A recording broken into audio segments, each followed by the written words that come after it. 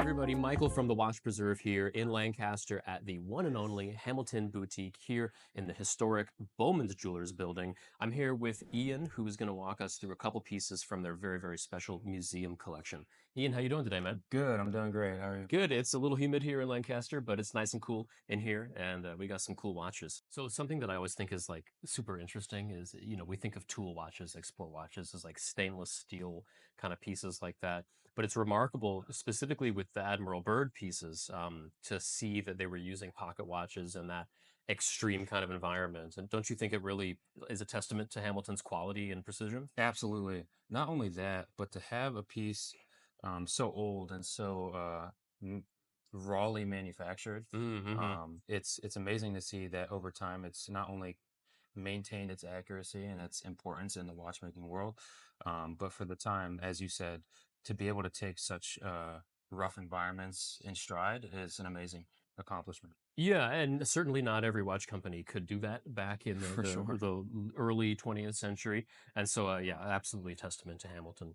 And then, of course, on the flip side is the Hamilton piping rock, introduced in 1928. There was also a collaboration between them and the um, a World Series winning team of the New York Yankees that year, Yes, sir. actually. Yeah, they Yep. all had their engraving on the case back. I've been hands-on with a couple piping rocks. Okay. This one is probably one of the cleanest that I've seen.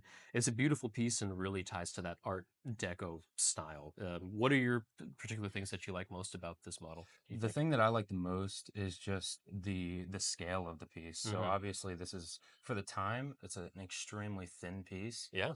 Even going into modern day watchmaking, to be able to replicate this, the cost to production value would be just insanely I high. find that a lot with vintage pieces in particular. Yep. The modern stuff is very durable and very robust, but it often wears thicker, a little bit heavier, and you can find the quality with the vintage stuff was amazing despite how thin and how light it was, right? Absolutely. Yeah. My second favorite aspect about this piece is kind of to your point, it's very rare to find one in such a good condition Yeah. for the age that it is. And this one, I mean, it runs phenomenally. Kind of touching back on what I said about the pocket watch, um, being that it's as old as it is and to see that it's running so strong, Yeah. it just, again, just speaks to Hamilton's craftsmanship at the time. 100%. And then, if we're talking about durability and reliability, obviously in a military environment, you need those in spades. This is the Canteen watch, which was a variation of one of the ordnance watches that Hamilton was making for the U.S. government. This one specifically was issued to the Navy divers, to the UDT guys, and these watches saw a lot of action back in the day, right? Yeah, absolutely. And I think it's phenomenal just to see kind of the beginning of where that kind of water seal came. Sure. We actually have done a more modern rendition. I'm not sure if you're familiar Hmm. with the frogmen. Yeah, yeah. But yeah, to see that kind of relaying into modern day pieces is just such a cool thing.